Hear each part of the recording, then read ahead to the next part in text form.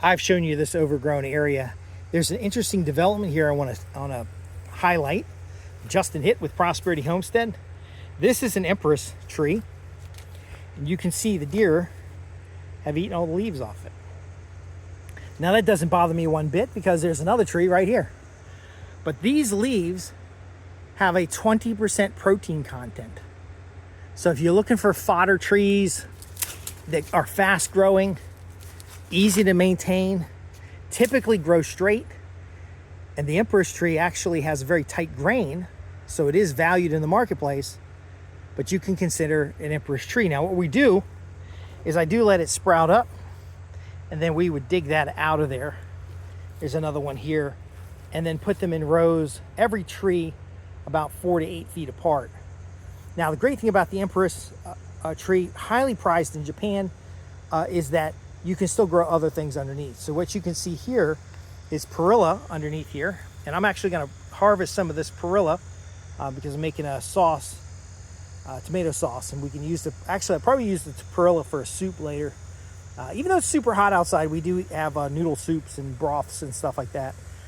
But you can see that even though this is a very big tree, that you can grow other plants underneath it.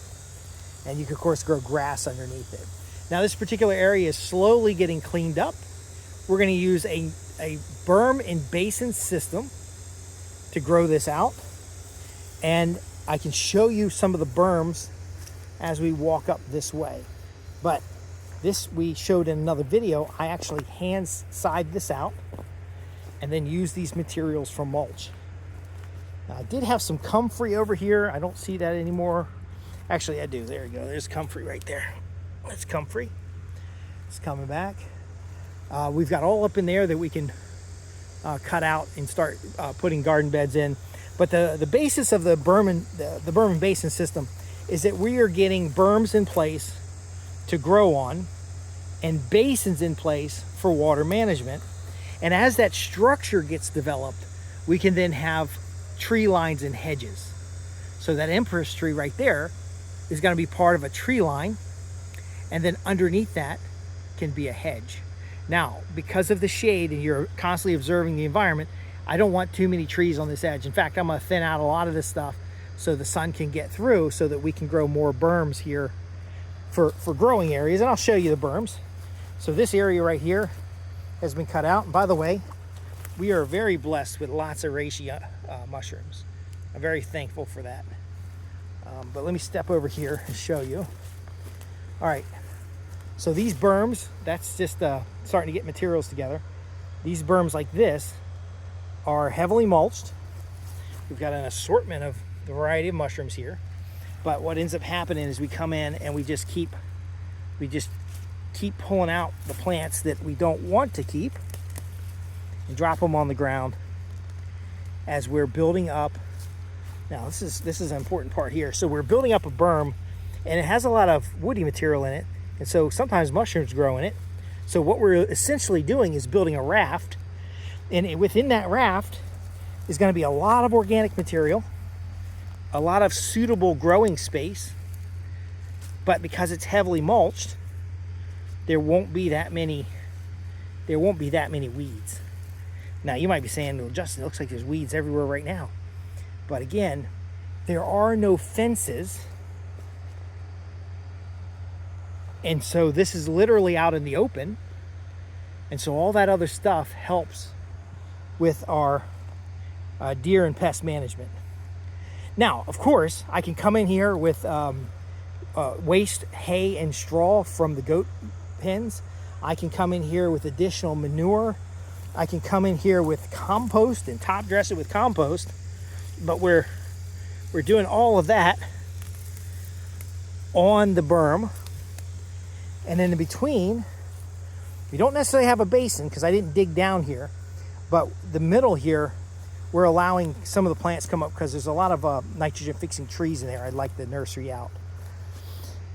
But the berm itself is on contour. The basins around it are primarily right next to it. So I dug out right here. It's actually full of mulch right now. But I dug out right here to give me to give me more material to put on the berm. Now, how high can these berms go? Well, every year if we're adding wood chip in the path, and then that wood chip is breaking down and we're mounding it on the beds, if every year we're adding compost top dressing, if every year we're chopping and dropping material, those beds will get 6 or 7 inches tall. See, I pulled this out, shook the dirt off of it, just gonna lay it down like that. Now we do want growth, plant growth, as the primary function of these beds, but even if we're just growing biomass, we can have some benefit. So this is a natural garden in a sense. It's built on berms and basins. When we get further along, there'll be some more level contours. You're going to start seeing raised walking paths. You'll start seeing more density in the beds. This is just our primary density get started. And then you're going to see what we're going to do with the spaces between the beds.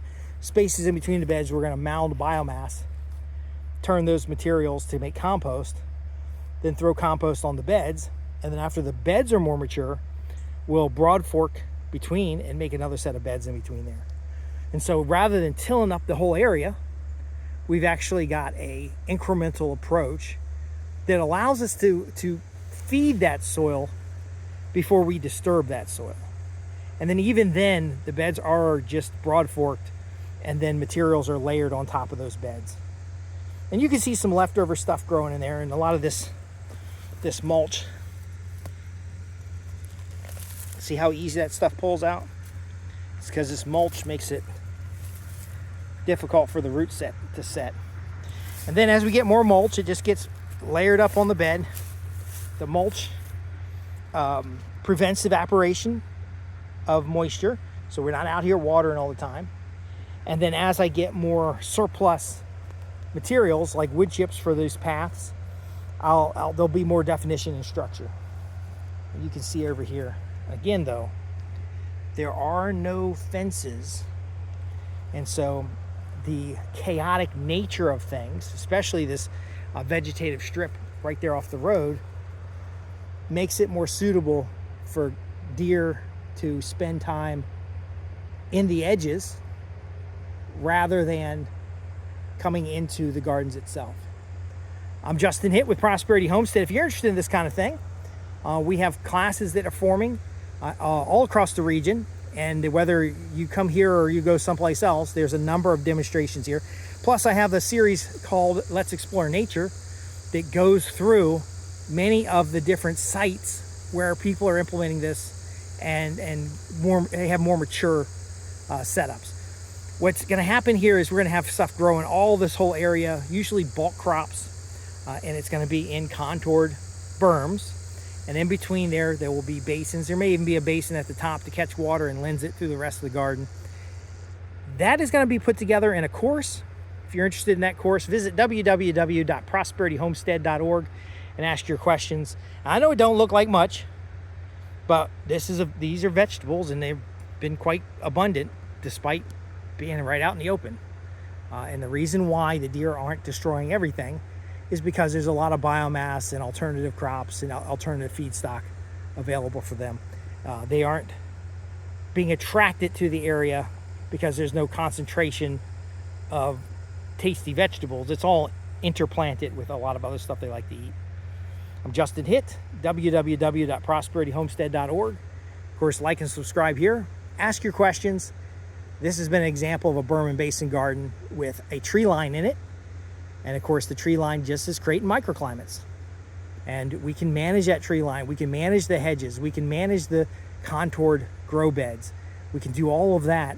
And because we're doing it incrementally with nature, we're not having this giant construction event just to get started. If you're looking to get started, you're in the right place. Thanks for watching. www.prosperityhomestead.org.